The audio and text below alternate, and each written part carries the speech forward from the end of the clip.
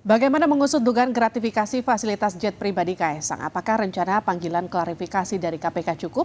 Mengapa tidak juga dipanggil? Padahal Sekjen PSI menyebut Kaisang sudah ada di Indonesia. Kami bahas bersama pakar hukum pencucian uang Yenti Ganarsih. Kami juga telah menghubungi perwakilan dari PSI tapi tidak mengonfirmasi kehadiran. Selamat malam Mbak Yenti. Selamat malam, Mbak. Mbak Yenti, kalau gini, ada dua persepsi di publik. Satu menyatakan Kaisang bukan penyelenggara negara sehingga tidak bisa kemudian diperiksa KPK atas dugaan gratifikasi. Satu lagi menyatakan seperti Zainur Rohman yang menyatakan gratifikasi tidak harus dikenakan kepada penyelenggara negara, tapi juga bisa kepada keluarga penyelenggara negara dan kasus ini sudah biasa ditangani di MA gitu. Jadi Mbak Yenti, bagaimana kalau Anda mendudukan dua pandangan ini? Begini, kalau kita bicara gratifikasi, lihat undang-undangnya memang gratifikasi itu, hadiah itu diberikan kepada penyelenggara negara dan pejabat publik. Itu memang aturannya begitu ya. Tapi kan ini kan hukum pidana itu kan melihat fakta yang ada ya. Fakta yang ada itu ada pemberian yang mencurigakan lah ya, yang aneh ya, yang sangat besar. Nah, ini harusnya diselidiki. Pemberian itu yang memberikan fasilitas itu kan dari luar negeri, memberikan kepada Kaisang. Harus didalami, kan tidak mungkin tiba-tiba ada pemberian, itu tidak mungkin, harus didalami. Untuk apa? Maksud apa yang memberikan itu kepada Kaisang? Kalau yang namanya gratifikasi itu kan ya itu tadi saya yang tadi disampaikan Mas Zainur mungkin gini ya, ada putusan itu kalau lewat menggunakan undang-undang gratifikasi memang pelakunya hanya pejabat negara atau pejabat publik. Pejabat negara diperluas sampai mana, pejabat publik juga tidak hanya ASN dan sebagainya sesuai undang-undangnya. Tapi ini adalah yang diberikan ini ada nggak didalami, ada tidak hubungannya, dia punya hubungan dengan penyelenggara negara apa tidak orang-orang terdekatnya. Karena ini kan modus ya. Kita harus melihat jangan-jangan ini modus. Kemungkinan ini modus sebetulnya akan memberikan kepada penyelenggara negara itu untuk mengharapkan dapat sesuatu atau sudah dapat sesuatu sebagai ucapan terima kasih. Ini justru yang harus didalami karena yang menerima sekarang ini, yang menerima hadiah ini baru masih hadiah ya kan? Hadiah dalam hal biasa aja, hadiah. Kalau dalam KUH, kalau dalam Undang-Undang Tindak Pidana Korupsi, hadiah ini adalah namanya gratifikasi. Kemudian diperkuat, gratifikasi itu adalah suap. Itu sama dengan suap, itu walaupun pasalnya berbeda. Jadi ini tidak bisa dianggap hadiah biasa karena yang diberikan ini orang yang tidak biasa juga yang mempunyai hubungan dekat dengan penyelenggara negara, apakah itu kakak iparnya ataukah ayahnya gitu ya. Nah, itu yang harus didalami.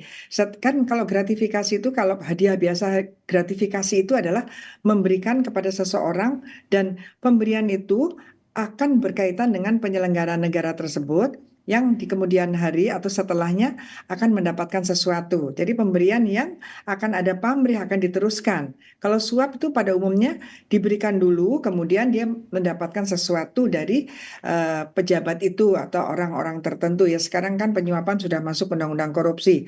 Berarti dari orang-orang yang bisa memberikan memberikan sesuatu yang melanggar aturan gitu ya, melanggar aturan tapi diberikan karena mendapatkan pemberian yang namanya suap ya. Jadi suap dan gratifikasi sebenarnya sama aja karena undang-undang mengatakan pemberian gratifikasi adalah suap. Oke. Suap juga ada pasalnya gitu. Jadi ini harus didalami betul. Didalami, tapi ya kita nggak bisa kalau hanya mengatakan bahwa Kaisang bukan pejabat negara atau selesai, ya nggak bisa begitulah.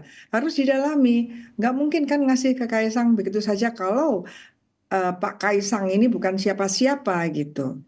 Nah gini Mbak Yenti, kalau dalam kasus gratifikasi seberapa penting kesaksian Kaisang ini dalam kasus ini? Apakah kemudian KPK bukankah bisa masuk lewat pemeriksaan transaksi keuangan begitu, follow the money seperti yang Anda sering katakan, bekerja sama dengan PPATK, ketika Kaisang tak kunjung bisa diperiksa seperti sekarang?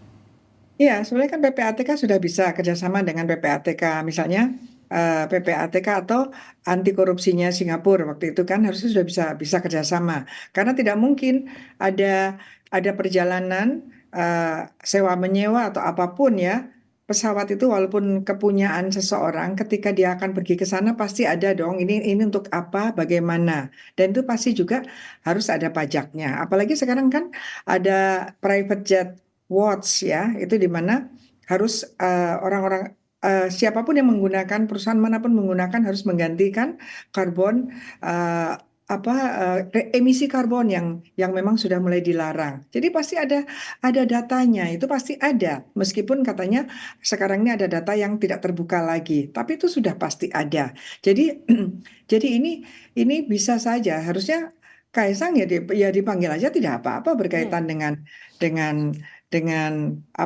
klarifikasi ini. Bahkan kakak iparnya kan mau mau klarifikasi juga. oke, Kalau memang itu Pak Kaisang itu memang dia menyewa sendiri kan pasti ada bilnya lah ya, baik. ada catatannya. Atau disewakan siapa? Pasti ada. Nah, kalau disewakan siapa, kan kita akan telusuri juga yang nyewakan siapa. Sebetulnya ini harusnya sih saya berharap, saya seperti awal saya bicarakan, saya berharap KPK sudah melakukan penyelidikan-penyelidikan tanpa memanggil Pak Kaisang pun harusnya sudah melakukan penyelidikan-penyelidikan gitu. Nah gini Mbak Yenti, seberapa penting sebetulnya? Ini kan eh, kasus ini mencuat ketika ada postingan dari Erina Gudono begitu. Seberapa penting KPK menelusuri, menindaklanjuti temuan-temuan ini kemudian sampai akhirnya harus memeriksa Kaisang? Ya penting sekali, banyak sekali kan, banyak sekali kejahatan-kejahatan atau uang hasil kejahatan yang kemudian terungkap dari posting-postingan itu kan kita sudah biasa. Ya ini kan kita tidak menuduh, tapi kita kan ada hal-hal yang patut patut dicurigai ya, patut menduga gitu ya. Eh, kalaupun kalaupun dimintain keterangan boleh dong, misalnya bukan dia yang bayar siapa? Karena kita PPATK harusnya bisa melacak karena kan itu dari Indonesia ke Amerika gitu ya. Dari Indonesia ke Amerika. Jadi ada transaksinya itu berkaitan dengan orang yang akan berangkat orangnya dari Indonesia. Itu harusnya sudah bisa terlacak gitu ya. Nah, dalam pelacakan inilah KPK ini menurut saya bukan pencegahan yang dikatakan oleh KPK ini awal dari penindakan sebetulnya yaitu diawali dengan yang namanya penyelidikan. Nah, ini nanti kalau bisa menaik kepada penyidikan bahwa oh iya, ini pemberian ini bukan pemberian biasa, ternyata di belakangnya pemberian ini adalah orang yang memberikan ini berharap mendapatkan sesuatu atau orang yang diberikan ini pernah dulu mendapatkan sesuatu dan ini ucapan terima kasihnya. Nah, nanti kepada siapa bisa jadi memang kepada yang memberikan keluarganya yang penyelenggara negara tapi memang melalui Kaisang dan itu nanti didalami lagi apakah pemberian ini adalah sudah ada juga pembicaraannya dengan penyelenggara negara itu sendiri yang notabene adalah keluarga terdekatnya yang memang begitu hukum pidana apalagi tindak pidana korupsi itu keluarga sekitarnya maka TPPU Oke. itu ketika ada TPPU pasif nomor satu yang dilihat itu adalah istrinya suaminya keluarganya. Apakah uangnya mengalir ke sana? Sama dengan ini.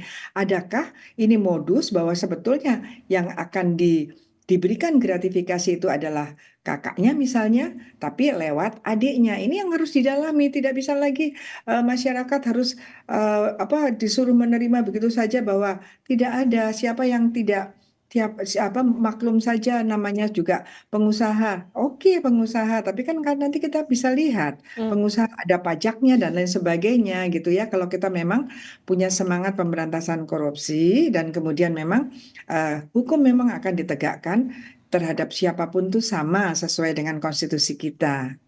Nah, Mbak Yenti, sekarang kan faktanya Kaisang masih sulit untuk diperiksa karena beberapa pihak mengklaim tidak tahu di mana keberadaan dari Kaisang. Bagaimana kemudian KPK menindaklanjuti ini?